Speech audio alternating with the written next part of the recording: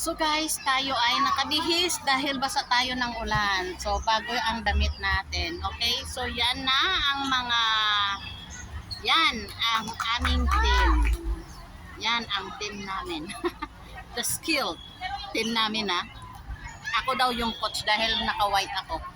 At saka naka-black silang lahat. So bali bago ang team na to dahil maraming dalawa ang umalis pala. So ganun talaga ang life, di ba? Mayroong baguhan, mayroong paalis. Yan. So gusto ko nang magpa-video dito dahil maganda ang view. So yan, children's park, children's playground yan. So maganda dahil yung may mga bus dyan, pwede ka dyan lang sumakay at malapit lang ako dito guys.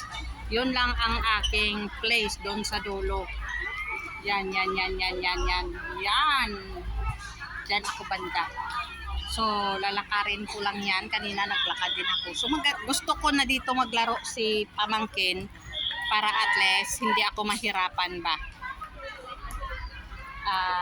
Yan nga, mga baguhan yung mga kasama niya. So, may 3 games pa daw sila. Yung iba paalis na yata, kaya nagpicture-picturean. So yan naman na, maganda dito talaga, as in maganda dahil ang daming puno ng mga kahoy. Nakita nyo naman doon sa dulo banda. Kaso lang hindi tayo makaikot-ikot doon banda kasi nga madilim ang panahon, makulimlim. Yan dyan o, yan, kita nyo naman. Maganda talaga, ang galing nilang mag-preserve ng mga puno. Kahit sabihin mo na taasan yung mga building dito, pero hindi mo talaga makaila yung yung mga tanim nila. Tingnan niyo. Yan, di ba? Yan, di ba? Yan.